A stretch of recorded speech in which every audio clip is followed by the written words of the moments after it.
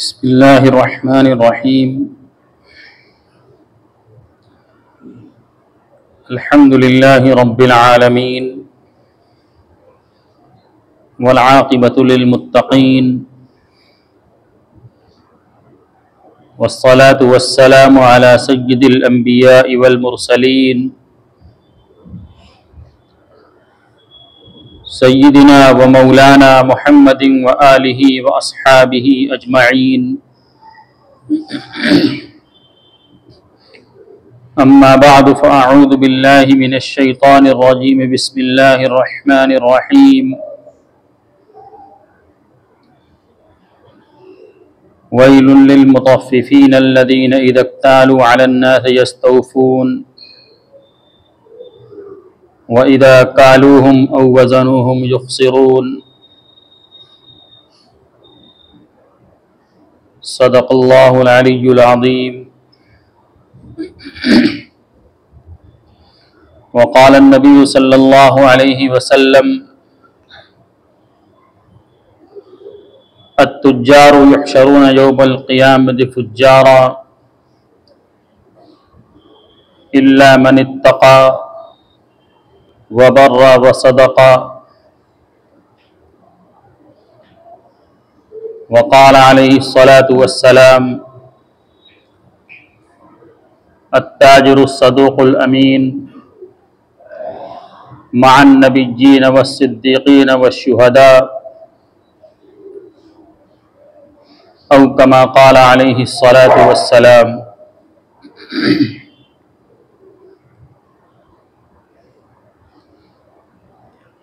मेरे मुहतरम भाइयों, दोस्तों, बुजुर्गों,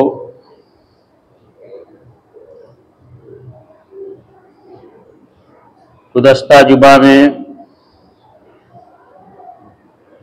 आप हज़रात के सामने सूद के सिलसिले में कुछ गुफ्तगू अर्ज़ की गई थी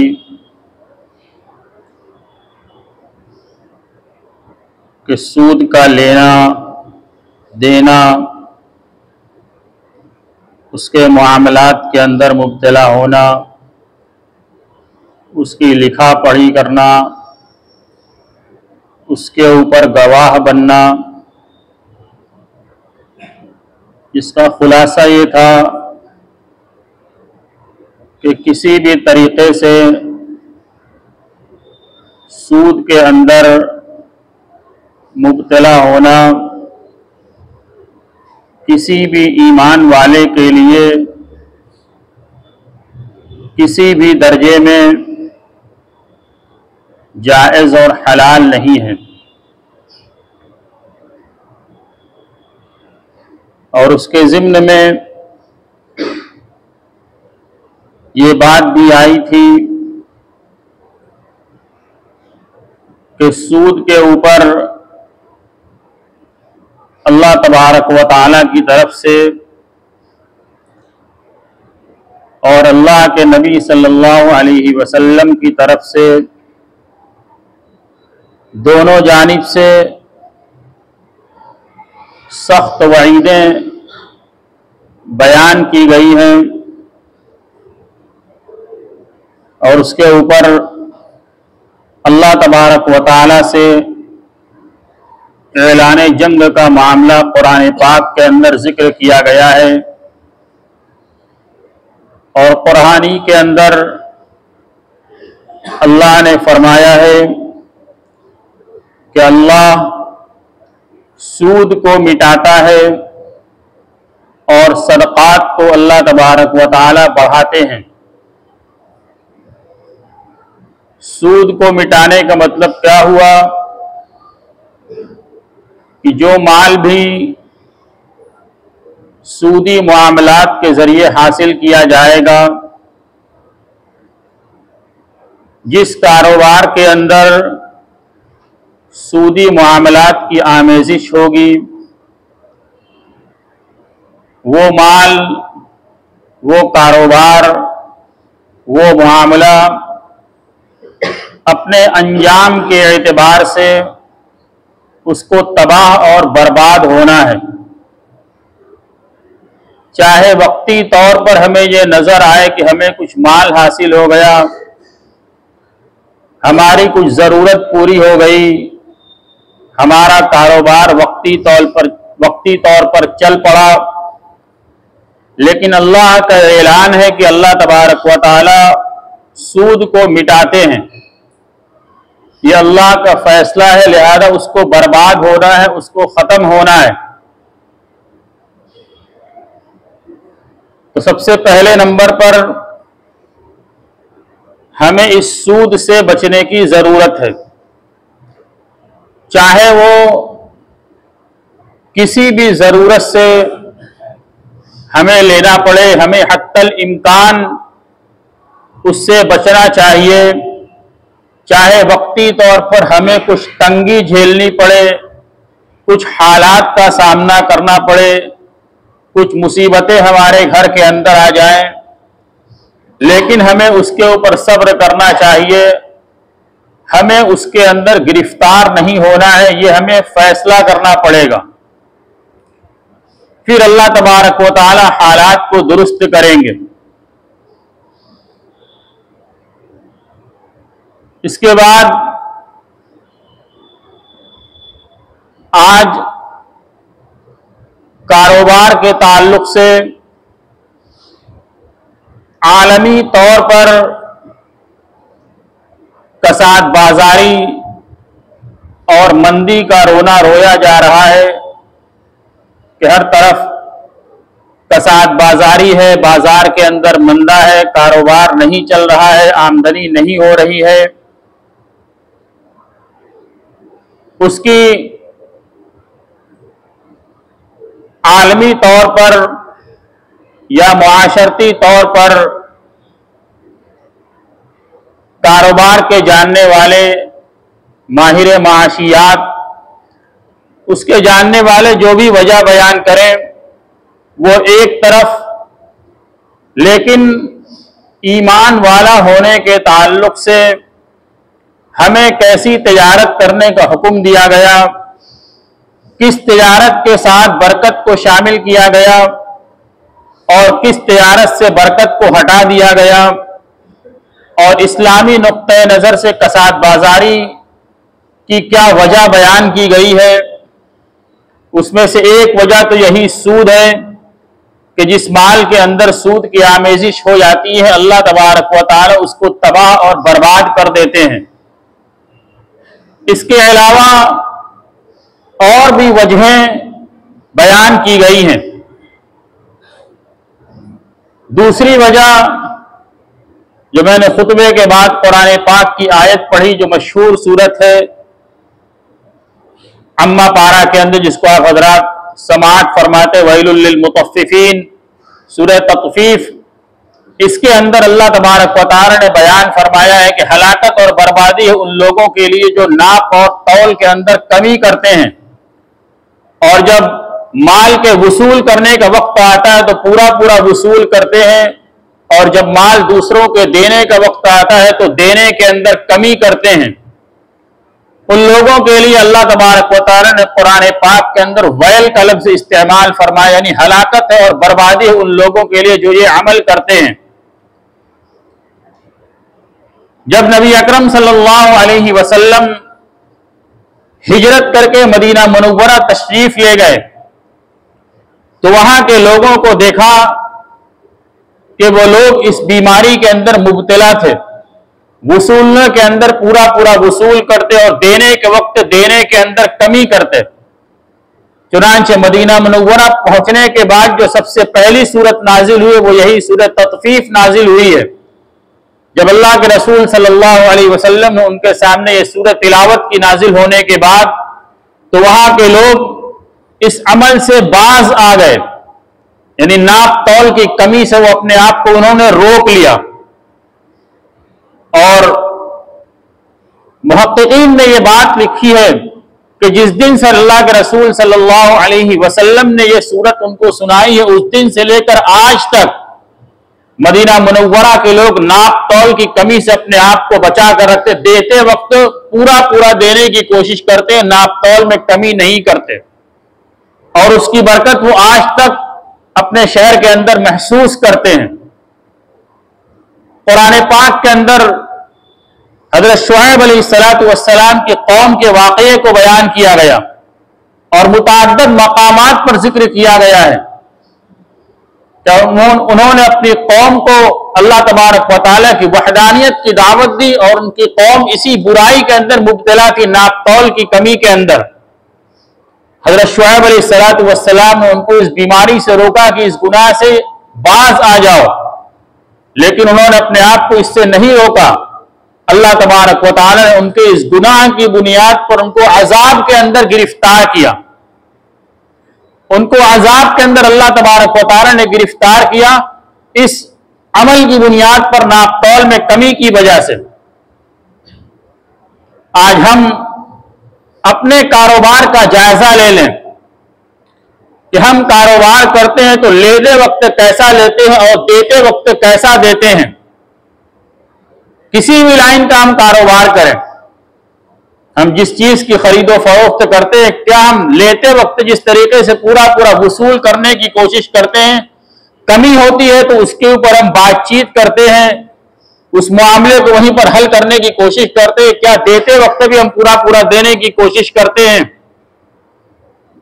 इल्ला माशा अल्लाह ऐसे लोग होंगे जो अच्छे तरीके से देने की फिक्र करते हो, जैसा हमसे माल मांगा गया उसी तरीके से माल हम हवाले करें, यानी उसी नाप के साथ, उसी वजन के साथ, उसी क्वालिटी के साथ हमसे जो मामला तय किया गया उसी तरीके से हम माल को आगे भेजें। वरना 90% से ज्यादा तबका इसके अंदर गिरफ्तार है कि माल के अंदर कमी करता है, चाहे वजन के एतबार से, नाप के एतबार से, क्वालिटी के एतबार से, किसी भी एतबार से उसके अंदर कमी करता है। फिर अल्लाह तबारक व तआला की बरकत कहां से आएगी जब इसी अमल के ऊपर अल्लाह तबारक व तआला की तरफ से हलाकत का खुला हुआ ऐलान है, बर्बादी का खुला हुआ ऐलान है, तो हमारे कारोबार के अंदर बरकत कहां से होगी। मेरे भाइयों, दोस्तों, बुजुर्गों, हमें अपने कारोबार को इस्लामी मिजाज के ऊपर लाना पड़ेगा, इस्लामी तरीके के ऊपर लाना पड़ेगा।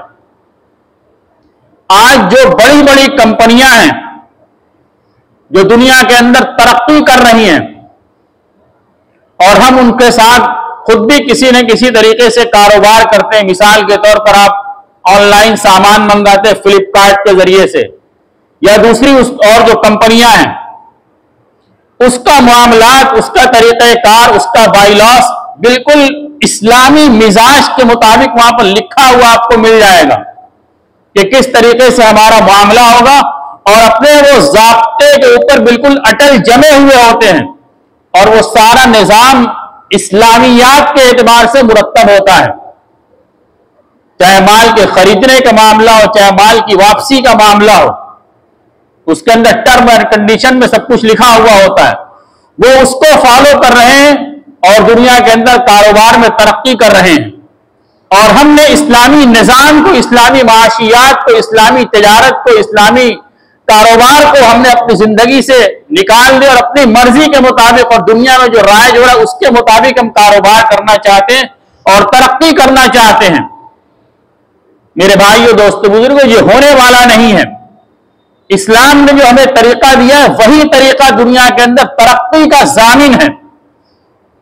पूरे दावे के साथ और पूरे वसूख के साथ ये बात कही जा सकती है, तरक्की उसी रास्ते से होगी, उसी तरीके तिजारत से होगी जो इस्लाम ने हमें सिखाया है। इसलिए कि जो शफाफियत इस्लामी निजाम के अंदर है वो किसी निजाम के अंदर आपको नहीं मिलेगी। तो हमें अपने कारोबार को दुरुस्त तरीके पर लाने के लिए, उसकी तरक्की के लिए अपने आप को इस्लामी निजाम के ऊपर लाना पड़ेगा। एक दुआ आमतौर से दुआओं के अंदर मांगी जाती है, अल्लाहुम्मा ला तुसल्लित अलैना बिज़ुनूबिना मन ला यखाफुका फीना वला यरहमुना। इस दुआ के अंदर क्या मांगा गया कि अल्लाह हमारे ऊपर ऐसे हाकिम को मुसल्लत न फरमा जो हमारे बारे में तेरा खौफ ना करे और हमारे ऊपर रहम ना करे। उसके अंदर एक लफ्ज पढ़ा जाता है बिज़ुनूबिना। क्या मतलब? वो हमारे ऊपर ऐसे हाकिम मुसल्लत न फरमा, किस बुनियाद पर? हमारे गुनाहों की बुनियाद पर, हमारे गुनाहों की वजह से ऐसे हाकिम को मुसल्लत न फरमा। आज दुनिया के अंदर जो हुक्काम है, एक इबारत पढ़ी जाती है, एक लफ्ज पढ़ा जाता है आमालुकुम उम्मालुकुम। इसको हदीस के लफ्ज के तौर पर पढ़ा जाता है, लेकिन ये हदीस का लफ्ज नहीं है, मफहूम ये साबित है, लेकिन अल्फाज ये नहीं है। इसका मतलब क्या हुआ कि तुम्हारे आमाल ही तुम्हारे हाकिम हैं, जैसा अमल करोगे वैसे हाकिम तुम्हारे ऊपर मुसल्लत होंगे। हम गुनाह के काम के अंदर मुलव्विस हों, खासतौर से तिजारत के सिलसिले में गलत तरीके के अंदर हम मुलव्विस हों, और उसके बाद हम चाहें कि हमारे कारोबार के अंदर तरक्की हो जाए, हमारे मामलात के अंदर शफाफियत हो जाए, हम दुनिया के एतबार से तरक्की करें। मेरे भाइयों दोस्तों बुजुर्गों, ये होने वाला नहीं है। मामलात की सफाई लानी पड़ेगी, अपने आप को हराम तरीकों से बचाना पड़ेगा, झूठ से अपने मामलात को पाक करना पड़ेगा, धोखाधड़ी से अपने मामलात को पाक करना पड़ेगा। इस्लामी तजारत के उसूल जहां पर लिखे हुए हैं वहां यह भी लिखा हुआ है कि हमारे मामलात के अंदर धोखा बिल्कुल नहीं होना चाहिए, और नतीजे के बाद आगे लिखा है कि धोखा ये जुल्म है और जुल्म ये गुनाह कबीरा है। क्या हमारे मामलात के अंदर ये धोखा नहीं है? हम कहते कुछ हैं, देते कुछ हैं, डीलिंग कुछ तय करते हैं और देते वक्त हम क्या से क्या करें, 3 महीने का तय किया और फिर 3 महीने के बाद वादे पर वादा करते चले जा रहे हैं, वादा पर वादा कर रहे हैं। हालांकि नौबत यहां तक पहुंची, ऐसे भी लोगों ने मसले सुनाए हैं कि पैसा घर में मौजूद है, लेकिन उसके बावजूद वादे पर वादा है कि अभी आपका इंतजाम नहीं, आप 15 दिन के बाद आइए, महीने भर के बाद आइए। चेक काटी जाती है। ये चेक क्या है? उस पर जो तारीख हमने डाली, ये एक वादा है हमारी तरफ से कि फला तारीख पर आपको हमारे बैंक के खाते से आपको ये पैसा मिल जाएगा, लेकिन वापसी हो गई, अब उसके ऊपर वादा चल रहा है। चेक की डेट खत्म हो गई, चेक एक्सपायर हो गई, लेकिन वादा चल रहा है। यह जुल्म नहीं है, यह वादा खिलाफी नहीं है। कभी मसला पेश आ जाता है, इंसान किसी मुसीबत के अंदर गिरफ्तार हो गया, हकीकी तौर पर उसके पास इंतजाम नहीं है, तो वो उज़्र कर दे।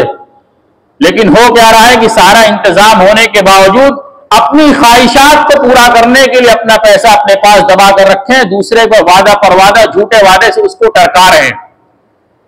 मेरे भाइयों दोस्तों बुजुर्गों, ये सारी चीजें हमारे कारोबार के अंदर दर आ रही हैं और हमारे कारोबार को दीमक के तरीके से खा रही हैं। कारोबार के अंदर बरकत के बारे में बयान फरमाया गया कि कारोबार की बरकत सुबह के वक्त के अंदर रखी गई है कि सुबह के वक्त आदमी अपना कारोबार शुरू करे तो अल्लाह तबारक व तआला उसके कारोबार के अंदर बरकत अता फरमाएंगे।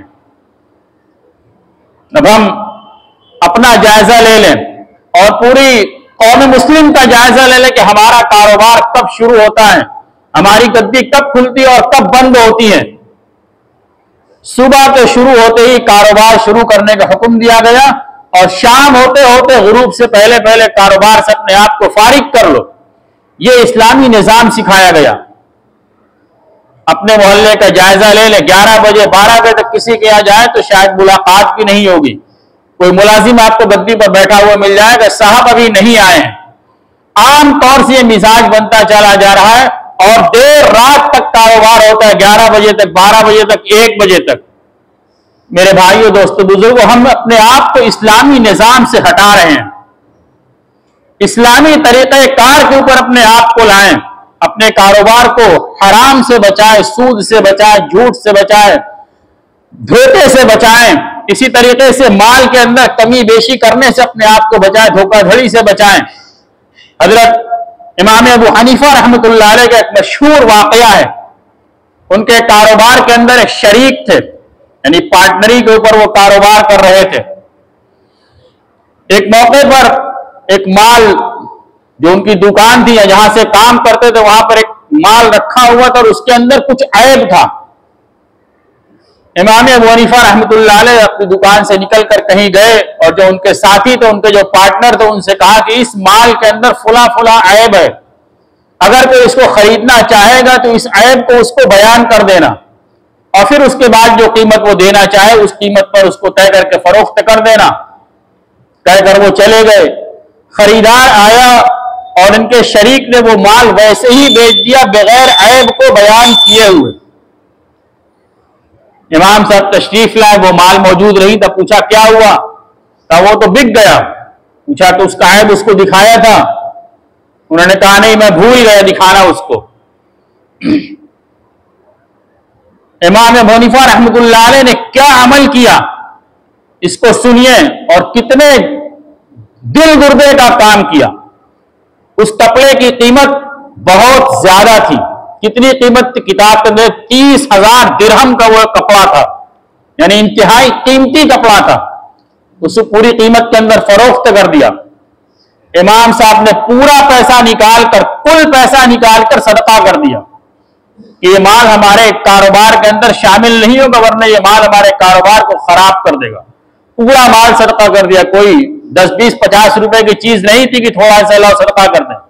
30,000 दिरहम की उसकी मालियत थी। पूरा माल उठाकर सदका कर दिया कि ये हमारे कारोबार के अंदर शामिल नहीं होगा। मेरे भाइयों, दोस्तों, बुजुर्गों, कारोबार करना चाहिए, शरीयत के अंदर इसकी भी तरगीब है। हजरत इमाम नखई रहमतुल्लाह अलैह से पूछा गया, आज अफसोस के साथ कहना पड़ता है कि हमारे मुआशरे के अंदर कारोबार करने के बारे में ये भी सोच बनती जा रही है कि कारोबार करना ये बजाते खुद एक गलत चीज है, कारोबार नहीं करना चाहिए। मेरे भाइयों, दोस्तों, बुजुर्गों, कारोबार करने की हदीस के अंदर तरगीब दी गई। रसूलुल्लाह सल्लल्लाहु अलैहि वसल्लम ने इसके ऊपर लोगों को आमादा किया है कि हलाल रोजी कमाओ और उसके लिए मेहनत करो। हजरत इब्राहिम नखई रहमतुल्लाह अलैह से एक शख्स ने सवाल किया, बहुत बड़े बुजुर्ग हैं, बहुत बड़े फकीह हैं, हजरत इमाम अबू हनीफा रहमतुल्लाह अलैह के जमाने के फकीह हैं।